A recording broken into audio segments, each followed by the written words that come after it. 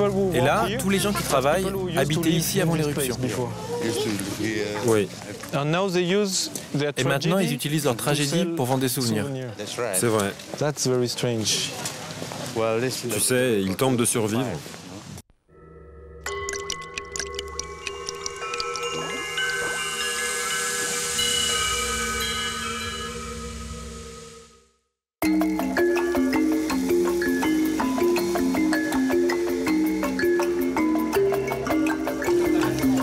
L'Indonésie, avec ses 13 000 îles habitées, est un assemblage de peuples, de cultures et de religions. Je commence mon voyage au temple de Borobudur, le plus grand ensemble bouddhiste au monde, mais aussi le monument le plus visité d'Indonésie. Je suis venu admirer les fameux bas-reliefs qui racontent l'histoire des Indonésiens d'il y a 1000 ans. Mais laissons de côté la carte postale, je vous invite à découvrir l'Indonésie d'aujourd'hui où art rime avec tradition et modernité.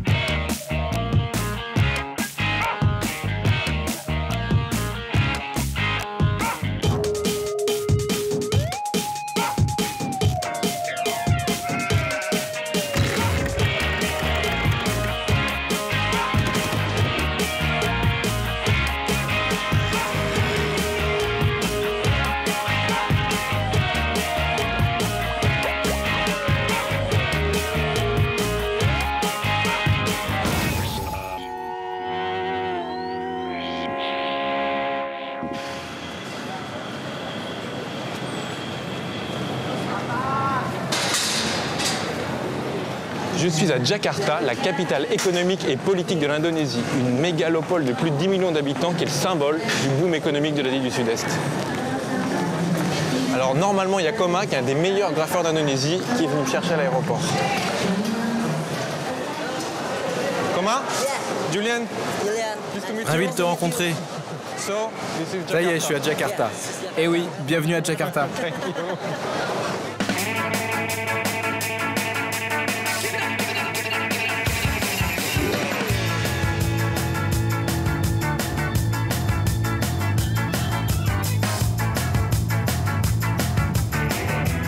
Ah mais c'est vraiment énorme. Il y a tellement de grands buildings. J'adore les grandes villes. Et je crois que je vais adorer celle-là. Attends de voir les embouteillages.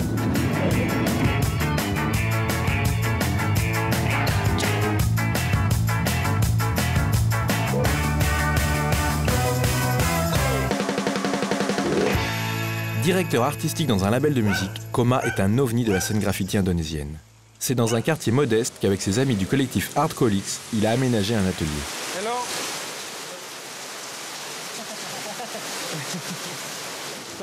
On est où ici? On dirait une galerie. Ici, ça s'appelle Gardu House. C'est comme un atelier collectif. Oui. Ah, c'est un endroit parfait pour créer. Et après la peinture, tu viens ici pour regarder la télé, c'est ça?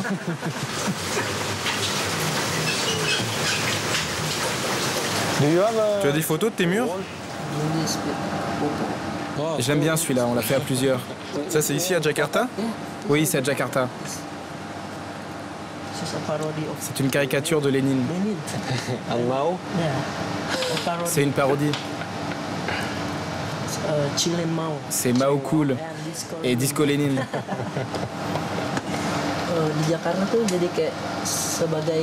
Ici, tout va tellement vite qu'à part le travail, on n'a rien d'autre à faire. On utilise le graphe comme une soupape. Et en même temps, ça nous permet de nous inventer notre propre culture.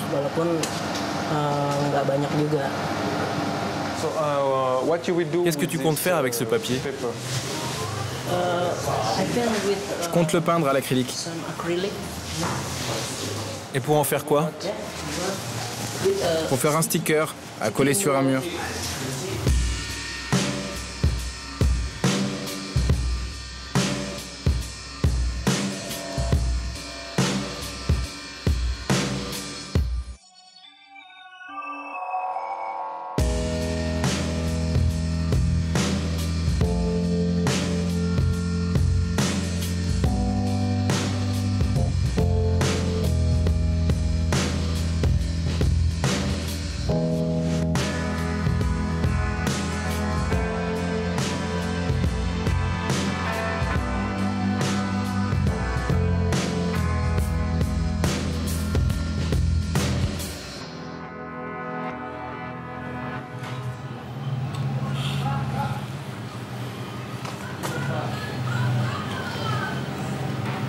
qu'elle signifie pour toi, cette chaussure?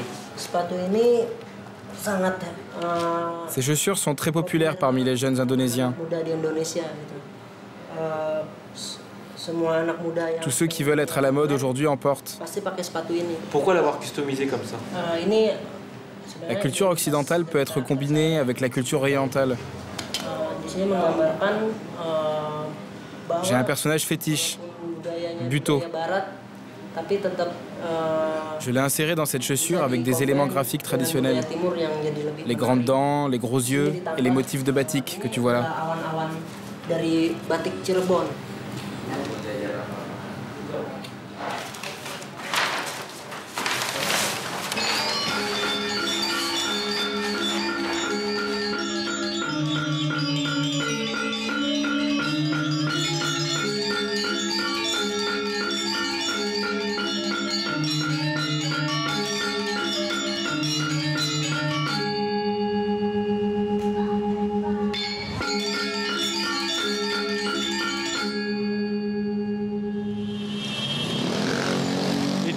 J'ai l'impression qu'ici, on détruit tous les petits bâtiments pour faire des grandes tours, non? Pour faire des appartements et des bureaux aussi. C'est le capitalisme.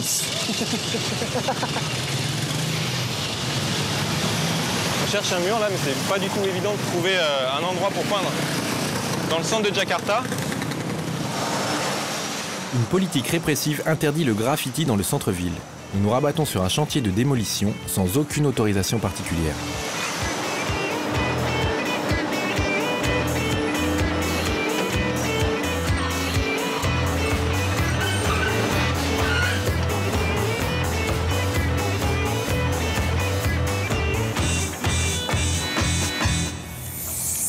Là, c'est vraiment l'enfer pour peindre, parce qu'il fait une chaleur de dingue, au moins 80% d'humidité.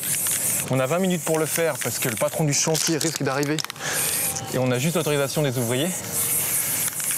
Mais là, on est vraiment dans Jakarta, le nouveau Jakarta qui est en train de se construire. Il y a tous les ouvriers là qui ont bossé toute la matinée qui sont en train de dormir derrière.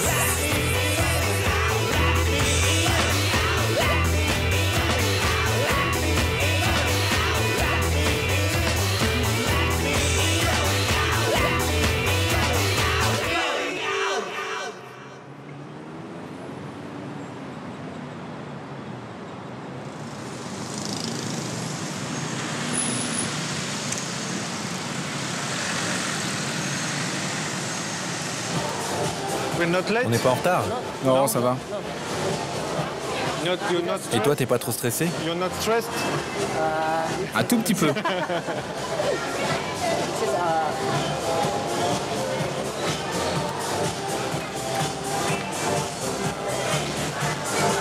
Ah ouais, putain, j'imaginais pas du tout ça. Quand Koma m'a invité à aller à son vernissage, j'imaginais une galerie.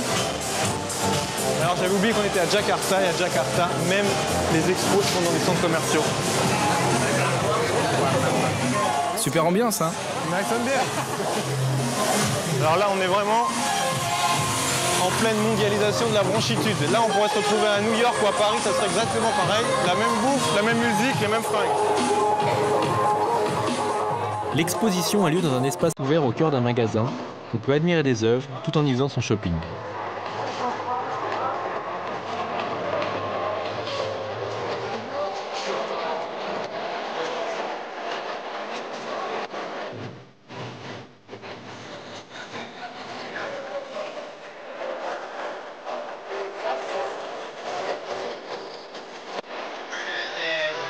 Ici, la circulation est catastrophique. Mais la ville est tellement étendue qu'on ne s'y déplace jamais à pied. Donc les gens qui ont de l'argent à dépenser viennent ici, dans les centres commerciaux.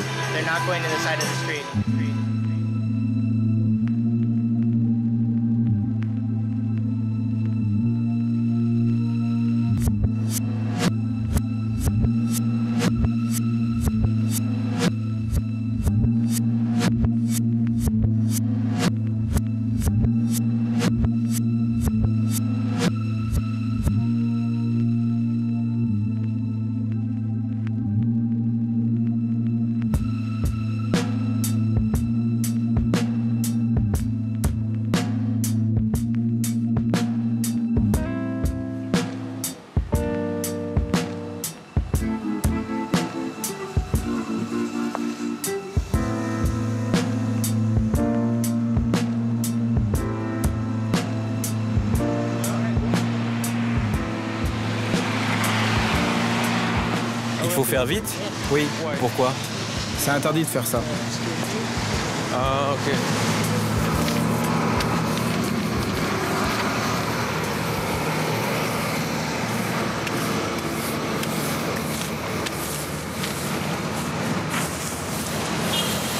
What are you doing, Qu'est-ce que tu fais là? J'écris mon nom. You sign? Ah, t'es en train de signer? Ça, c'est vraiment la magie du collage. Parce que quand on le fait dans un atelier, il a son sens propre. Mais dès qu'on le met dans la rue, il a une toute autre signification. Parce qu'il est dans un contexte complètement différent. Et le fait d'exprimer comme ça de manière illégale dans la rue, et pas seulement sur des toiles ou dans des galeries, est-ce qu'il y a une démarche politique derrière? Galeri saya luas sekali. Saya pengen Je veux que les gens puissent profiter de mon travail dans la rue. orang-orang tuh nggak cuma menikmati karya seni di galeri, tapi juga Pour moi, la rue, c'est une galerie. karena jalanan adalah tempat C'est un lieu d'expression où tout est permis. beraktivitas.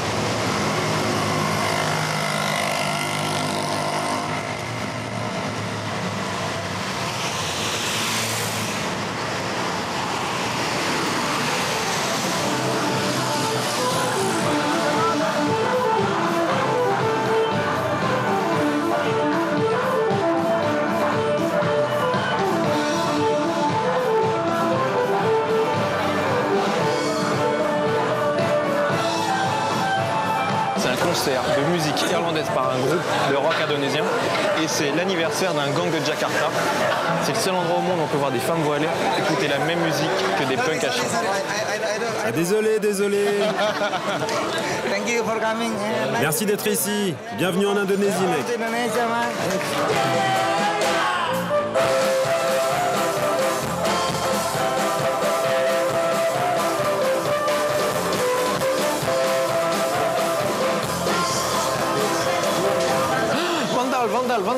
Vandal. Ah, il peut, pas de problème. So now we have to go. Et maintenant, faut filer alors. Celui-là, c'est le mien. Mais on est dans un pays musulman, comment tu peux faire ça? Ouais, mais j'ai ajouté ça pour dire aux musulmans que c'est mal.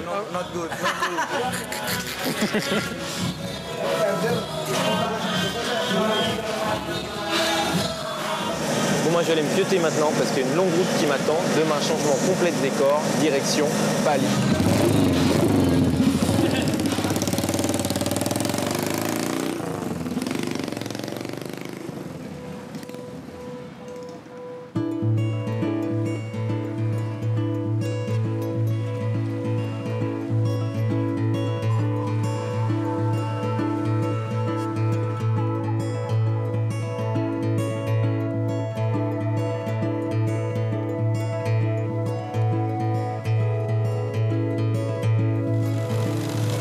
Bali, c'est l'île des dieux et des couleurs, la seule de tout l'archipel à être habitée par une majorité d'hindouistes. La religion et la spiritualité sont ici omniprésentes et chaque famille balinaise consacre environ 2/3 de son budget aux cérémonies.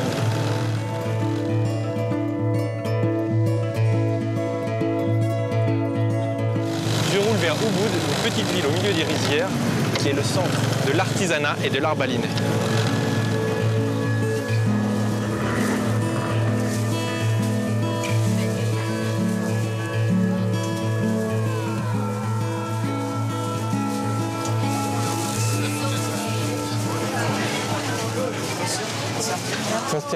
Bonjour.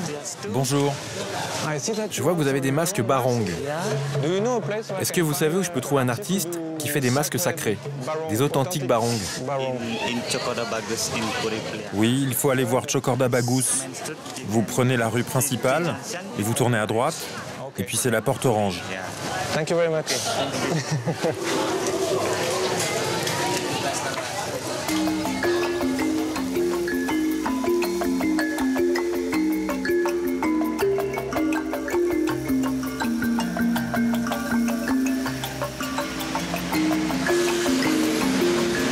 Ah, la porte orange, ça doit être ça.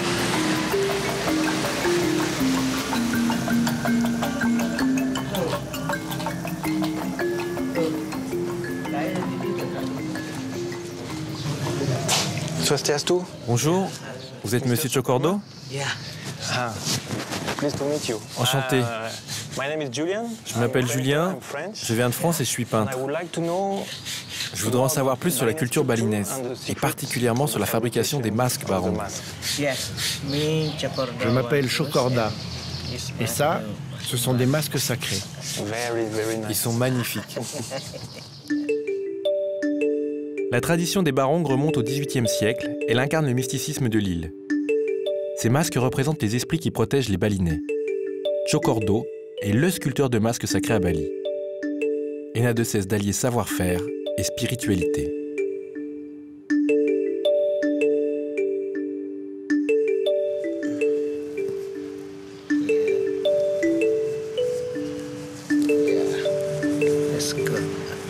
Là, j'ai l'air d'un vrai balinais.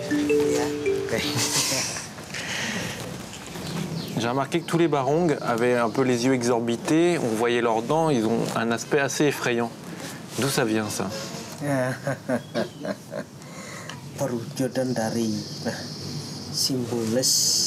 Le barong symbolise un garde du corps, un adjudant.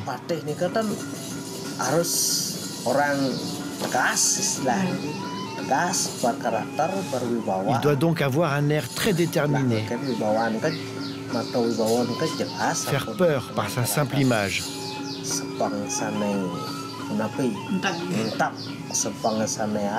Il est imposant et autoritaire. C'est aussi le roi des animaux.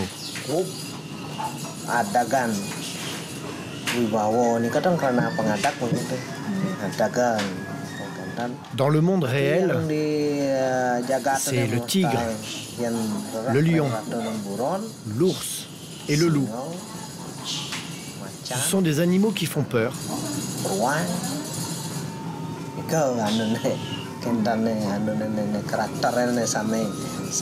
En fait, le barong reflète tous ces caractères-là.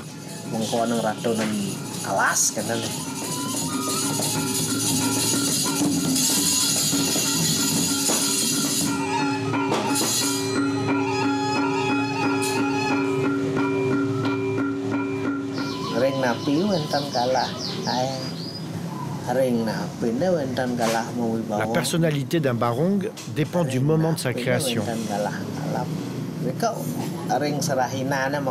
Que ce soit un tempérament calme, respectueux ou effrayant, je dois ressentir moi-même cette humeur.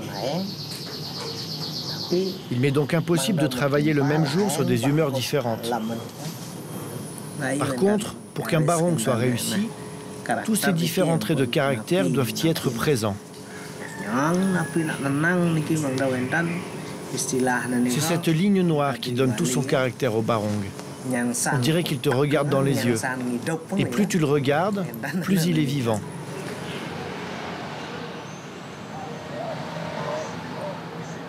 En Europe, nous, on est très basé sur l'ego. On signe tout, on écrit notre nom, on se montre. Et que dans votre travail, vous, c'est quelque chose pour la communauté. Et c'est plus le processus et la manière de le faire qui est important.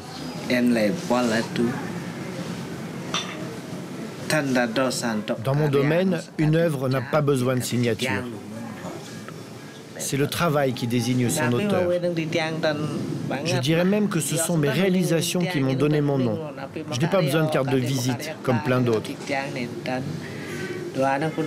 Je suis quelqu'un de tout à fait ordinaire. Je laisse parler mon travail à ma place.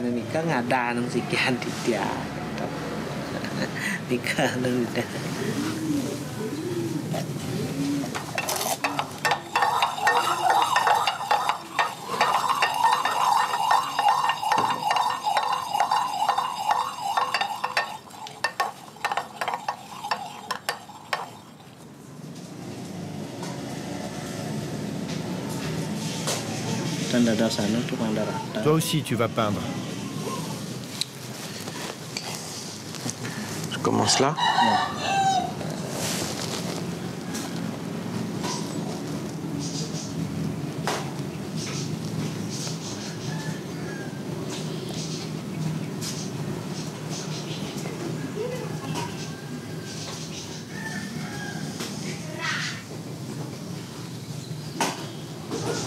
En France, pour peindre ça, on se prendrait pas la tête. Hein. On prendrait le pinceau et on irait cash. Mais ici, chaque geste a son importance. Chaque geste doit être fait avec le cœur. Donc on a l'impression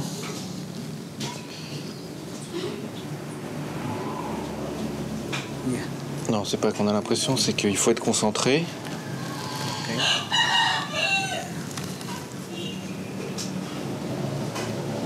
Essayer de le faire le mieux possible à chaque fois. Et c'est peut-être pas quelque chose qu'on a l'habitude de faire chez nous.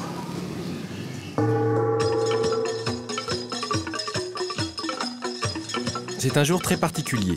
Une localité du centre de l'île a fait appel au talent de Chocordo pour sculpter un masque destiné au temple. C'est dans ce lieu de culte situé au cœur du village que Chocordo donnera les premiers coups de hache.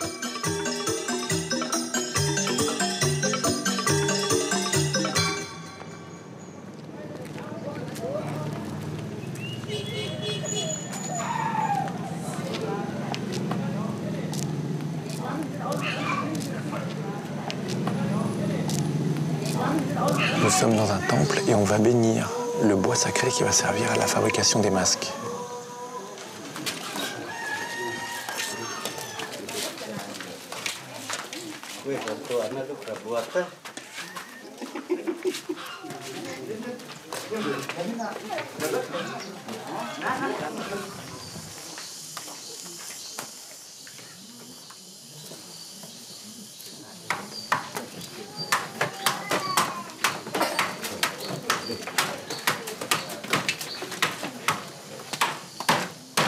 Est-ce qu'un jour comme ça est très important dans la vie d'un sculpteur?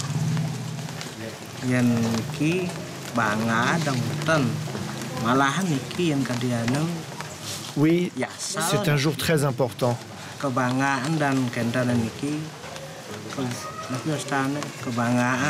En fait, je ne peux pas contrôler mon émotion dans ce travail. Parce que ça m'arrive de là-haut et de mon cœur.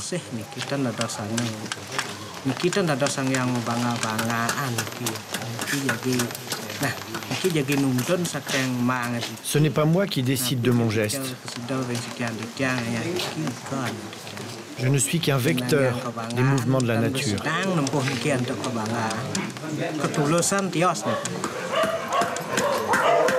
Pour moi qui peins, je sais à quel point le début d'un dessin ou d'une peinture sont des moments très très importants qui se font généralement seuls. Et de voir qu'ici tous les habitants du village sont venus assister à la naissance du masque, c'est quand même quelque chose de très fort et de très touchant.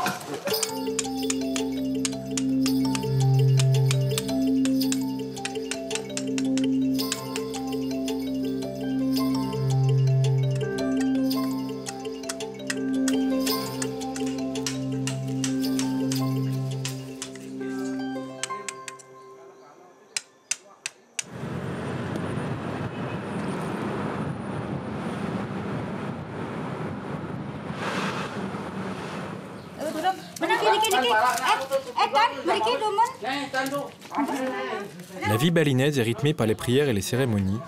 Chaque foyer possède son lieu de culte. C'est dans le temple de la famille de Chocordo que nous nous retrouvons pour passer la soirée.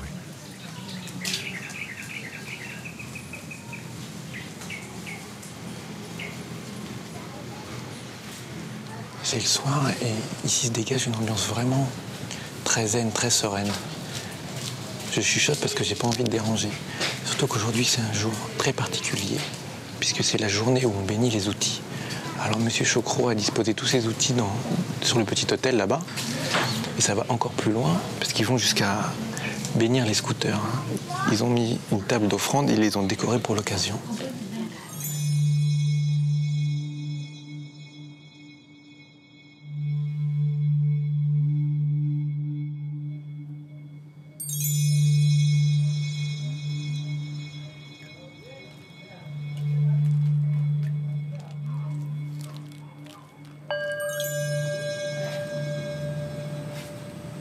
Barong. Barong, Caling. Caling. C'est un soleil barong. Caling.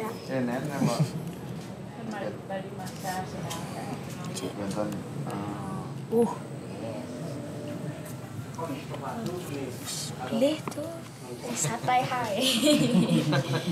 Satai.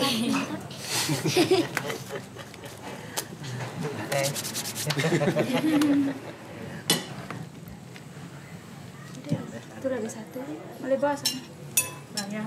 C'est très très bon. Iya. Enak. Superbe.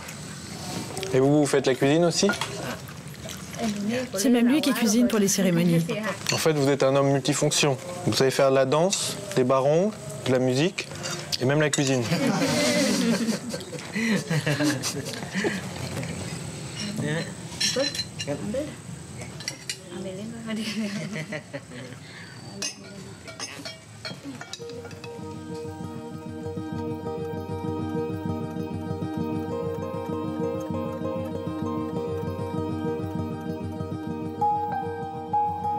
Au bord d'un lac sacré, je m'apprête à partager ma passion avec Chocordo. Très curieux, il accepte de lâcher son burin pour la craie, et pour ne pas dénaturer cet endroit, c'est un camion que nous avons décidé de customiser.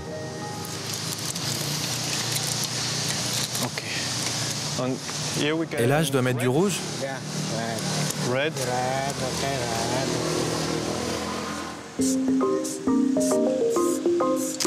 Music, graffiti music.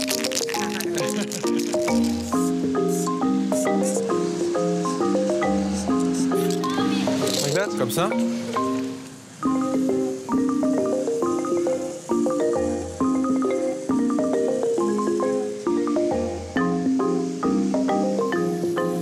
Stop. Non, pas si long le trait. Ok, je remets du rouge.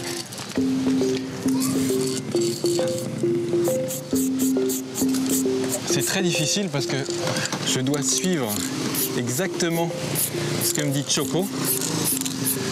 Parce que dans la représentation des barongs, toutes les couleurs ou toutes les formes ont une signification. Et ne pas représenter le barong original, ça serait manquer de respect à une culture millénaire.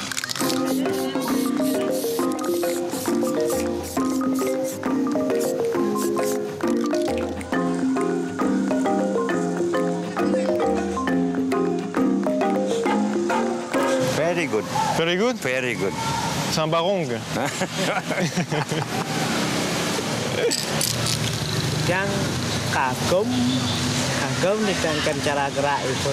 Je suis fier de ton travail.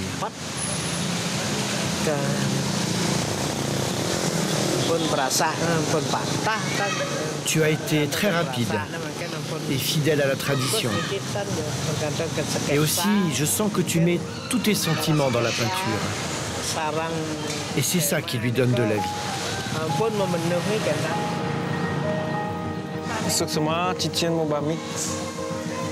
Merci beaucoup.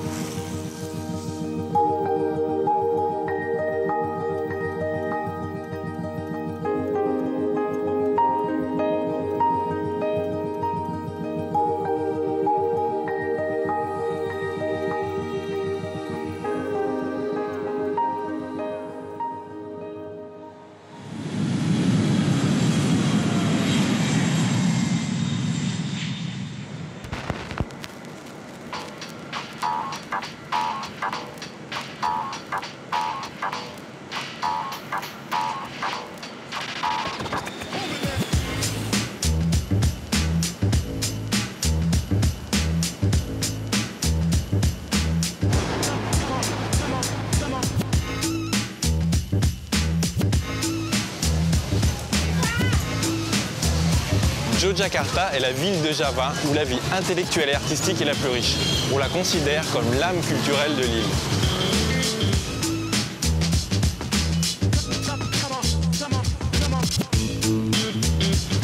Ce qui frappe tout de suite quand on arrive à Yogyakarta, c'est l'explosion de peinture sur ses murs.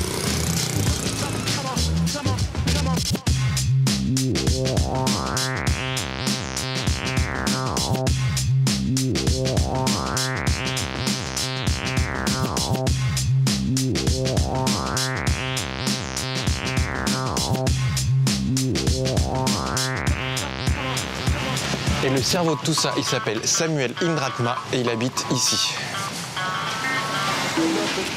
Samuel, selamat pagi. Bonjour.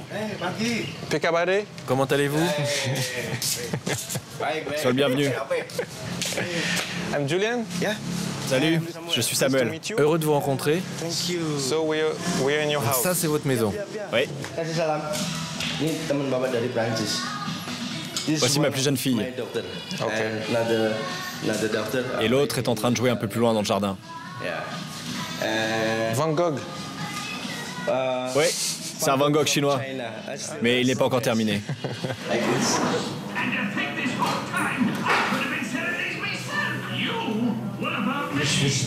Voici mon atelier. Ah, vous êtes en train de peindre? Oui, je suis en train de finir ma nouvelle peinture. Very nice. C'est un mix entre la peinture occidentale et orientale, non? Painting and Asian painting. On dirait une Mona Lisa asiatique.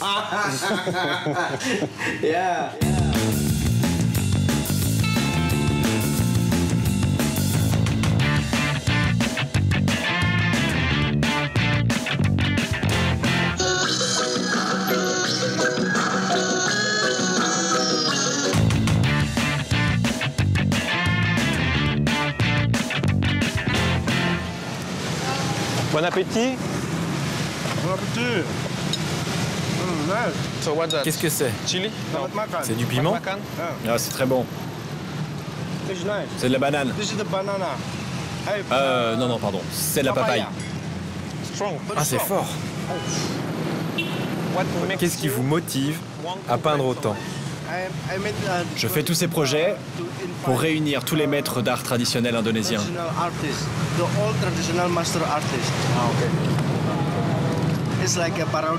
C'est comme une parodie. C'est très satirique, très politique aussi. Regarde ces deux personnages par exemple. Ce sont deux figures très importantes dans l'art du wayang. Si tu prends le graffiti américain, ça montre des images, mais ça ne raconte pas forcément une histoire. Et nous, ce qu'on voulait justement, c'était raconter une histoire. Dire au monde, ça, c'est notre histoire.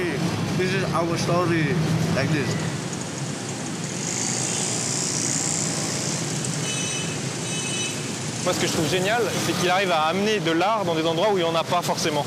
C'était dégueulasse, il y avait des affiches qui étaient collées avant sur les poteaux, et maintenant ils sont respectés.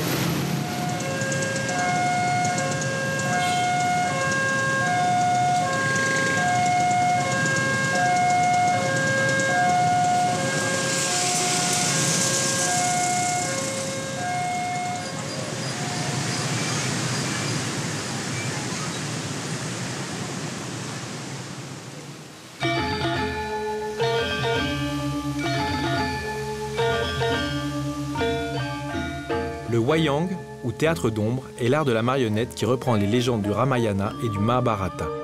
Cette tradition typique de Yogyakarta est toujours très vivante, notamment dans les fresques de Samuel, qui s'en inspirent pour dénoncer ses contemporains. Il m'invite à pénétrer l'atelier d'un fameux artisan qui crée encore ses personnages expressifs à partir de peaux de buffle.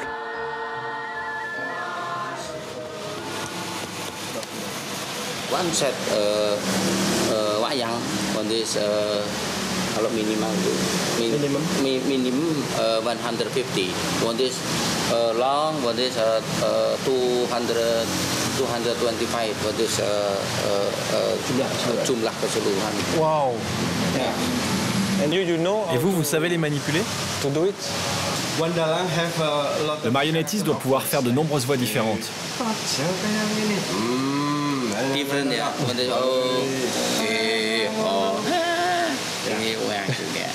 Et c'est la même personne qui fait tout? Oui, un seul acteur. Un seul? Absolument. Pour tout? Arjuna. Swak. What is it? Apa kowe wani karo aku? Woi, ini. Oh, apa iki ya? Ini tahu ya gitu. What is ya? What is woman? Kang Mas. Aku kepengen Kang Mas itu. Tuh, what is woman? What is raksasa? Hei, ya. Jeleng anak cek. Oi, ya. Kan gitu. Jadi no good karakter, podes ya. Bad guy. Podes ramah, podes ya ne.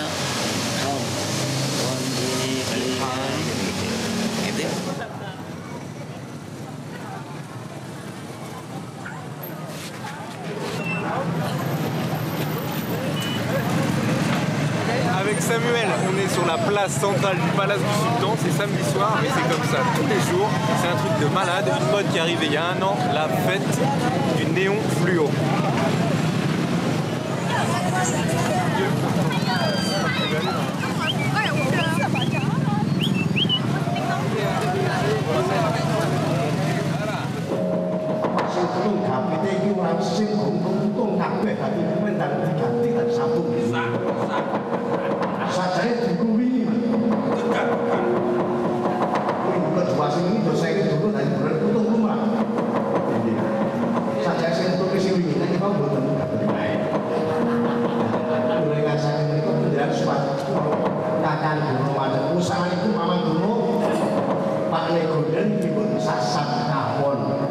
Les histoires du Wayang racontent toutes soit des intrigues politiques, soit des intrigues amoureuses. Un peu comme les tragédies classiques en Europe. Autant dire que moi, j'y comprends que dalle. Ce qui est le plus extraordinaire, c'est que ça dure 7 heures non-stop, où le marionnettiste fait toutes les voix, il a un Chris dans le dos qui le rend tout raide comme ça, et il s'arrête à peine pour boire un verre de temps en temps.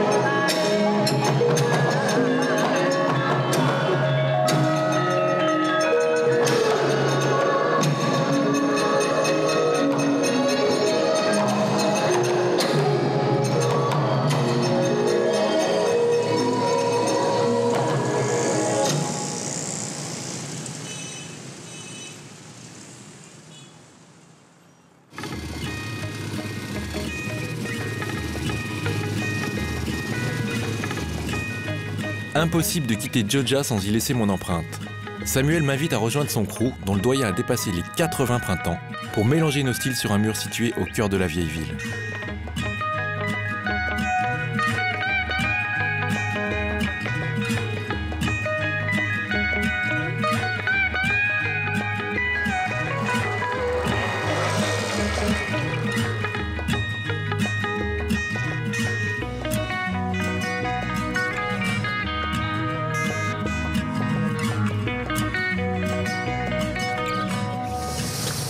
Bonjour.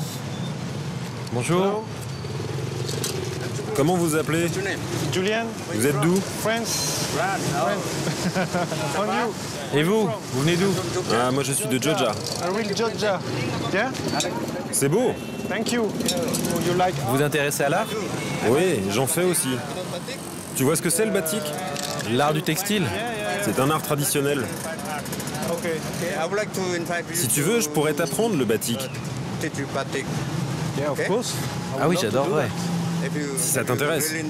When can we do that? Quand est-ce qu'on peut faire ça? Quand tu veux, quand t'as le temps. Mais il faut qu'on finisse le mur d'abord.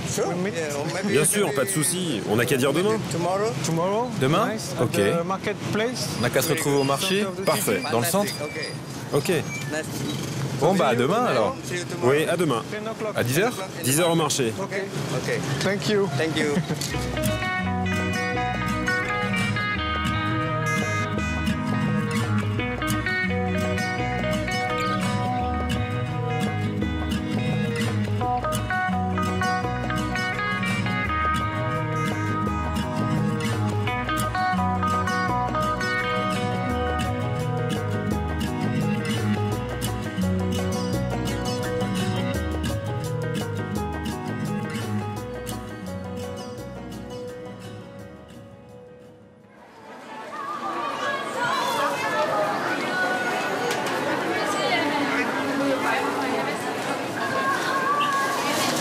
Là, on est vraiment au cœur du commerce du batik à Yogyakarta. C'est ici que tout s'achète, tout se vend. On en fait des t-shirts, des chemises, des robes, mais également des draps ou des éléments de décoration pour la maison.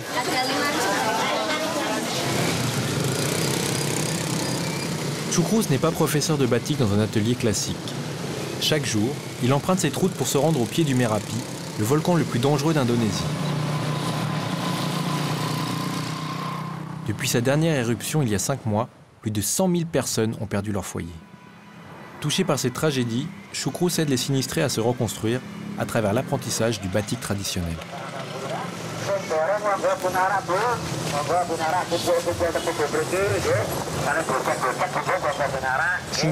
Depuis quand existe ce camp?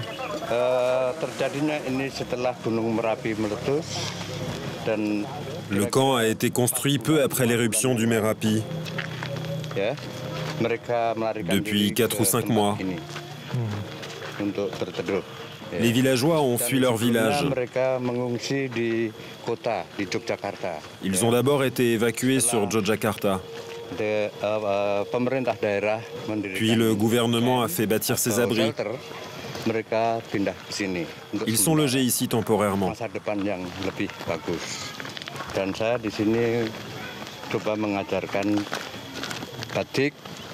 J'essaie de leur enseigner le batik pour qu'ils puissent travailler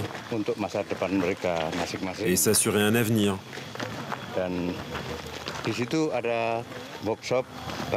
L'atelier de batik est là-bas. Les conditions sont très rudimentaires.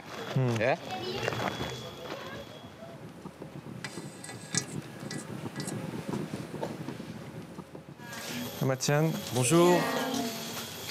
Apa kabar? Comment allez-vous? Tout est fait à la main? Oui.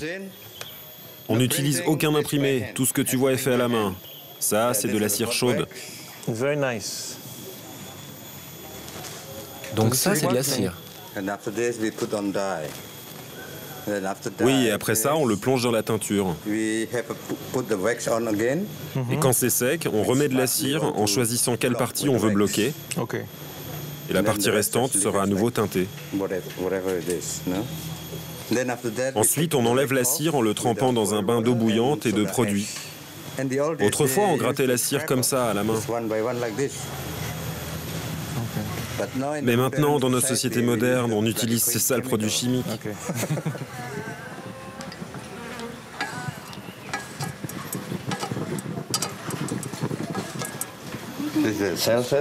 Donc ça, c'est ici, avec le camp et le volcan. Ouais, c'est la première fois qu'elle le faisait.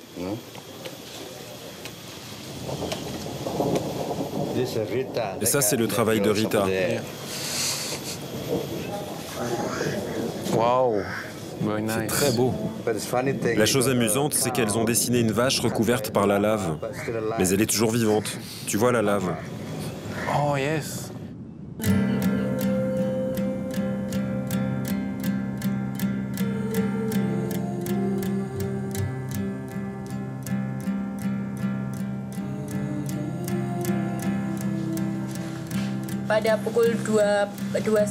Vers 14 h, nous avons entendu un grondement sourd. Après, le volcan est entré en éruption. Et les villageois ont été évacués. Quand je courais, j'ai vu devant moi une personne brûlée, encore vivante. Elle est morte maintenant. Et maintenant, qu'est-ce qu'il en est de votre village?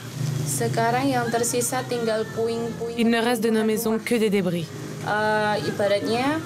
Nous avons tout perdu, nos vêtements, nos biens. Il ne nous reste rien. Et tu faisais quoi avant, comme travail? Nous étions producteurs laitiers. Et ça, avec le volcan, vous avez tout perdu? Oui, tout.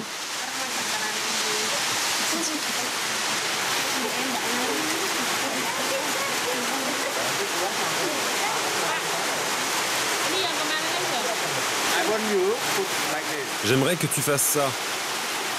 Comme ça. Ok.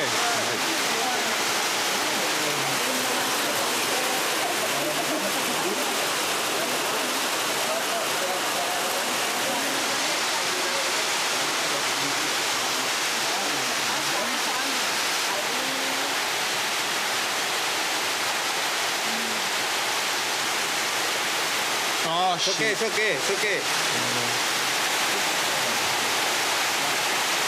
Yeah, hop. Alors c'est pas évident, d'une part parce que la cire chaude coule sous la main qui est en dessous, et aussi parce que le débit est hyper rapide. Donc Ah non. Ok, c'est bon. Vous pouvez l'enlever après? Tu apprends. Il lui bousiller sa chemise. Oups. Attention, c'est chaud.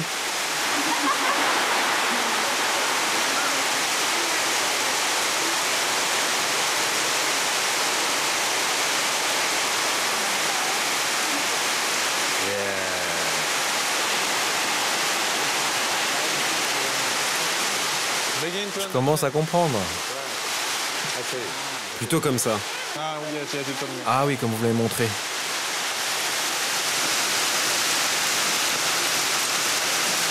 How you do this line? Comment vous faites cette ligne? Pourquoi j'y arrive pas, moi?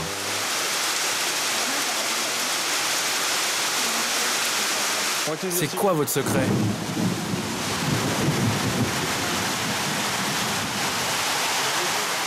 Monsieur Choucroute est quand même super étonnant, de calme et de sérénité, parce que c'est la fin des moussons ici, on est sous un déluge. Il y a un bruit pas possible avec les points en zinc, et lui continue tranquillement à faire ses petits points. On a l'impression qu'il n'y a rien qui te gêne, alors que tout le monde est en panique. Il n'a pas bougé.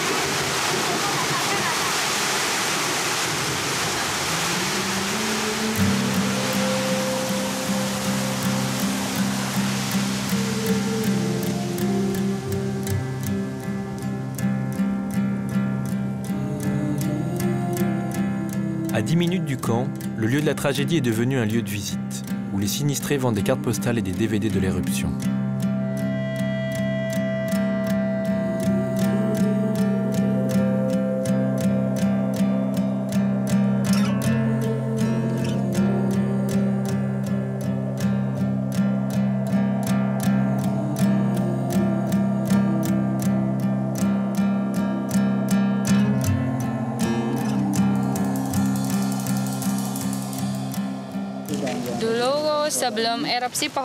Avant l'éruption, il y avait beaucoup d'arbres. C'était beau. Il y avait aussi une source là-bas. On y puisait de l'eau pour boire et faire la lessive. Il y avait aussi beaucoup d'herbes qu'on coupait pour le fourrage. Parce que là, on a l'impression qu'il y a une bombe atomique qui a tout ravagé. C'était pire qu'une bombe.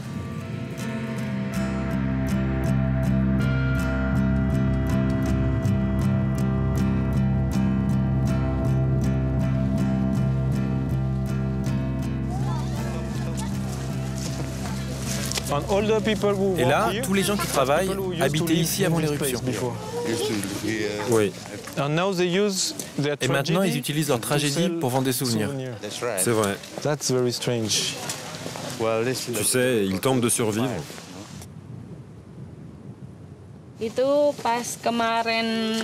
Le jour de l'éruption, le sommet de Merapi s'est ouvert comme une fleur.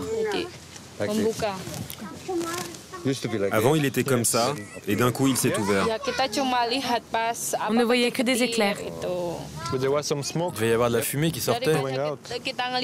Il valait mieux fuir que contempler le spectacle. J'ai l'impression que votre relation au volcan est très paradoxale. En même temps, vous avez du respect pour lui parce que vous avez habité sur ses flancs pendant des années. Et d'un autre côté, vous avez peur et vous avez de la haine parce qu'il a détruit toute votre vie.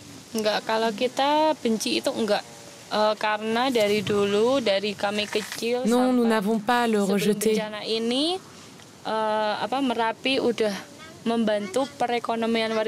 Il ne faut pas oublier qu'il nous a été bénéfique économiquement. Ici, grâce à lui, nous avions du bois, des herbes, du sable, de la pierre ponce à vendre. Merapi lah istilahnya seperti kayu, rumput dan pasir yang Merapi a fait notre fortune. Itu kita bisa mengambil, kita jual.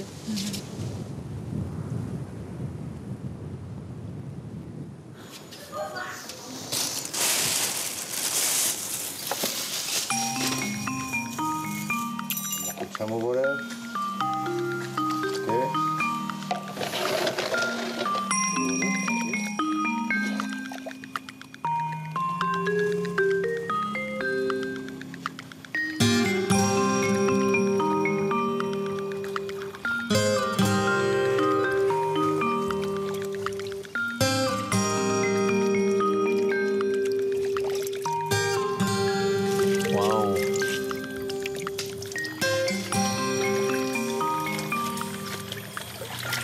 C'est presque magique comme processus, parce qu'on a vraiment l'objet qui se transforme sous nos yeux. Very nice. Superbe.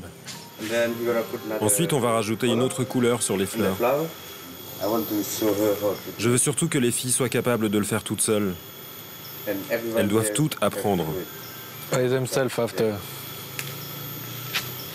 Parce que je ne vais pas être ici tout le temps. Elles doivent savoir se débrouiller toutes seules. Et peut-être en vivre.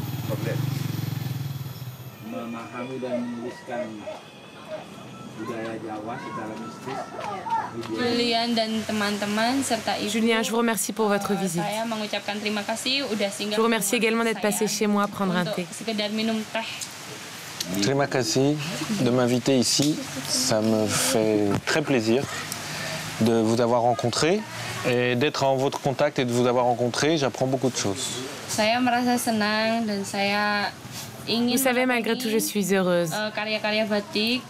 Je voudrais poursuivre cette tradition du batik.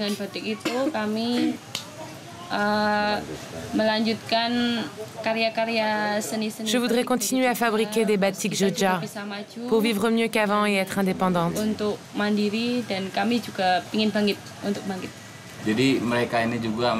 On ne sait pas encore si on pourra s'installer ici définitivement, ou même pour un petit moment. L'éruption a tout détruit ici, surtout l'espoir.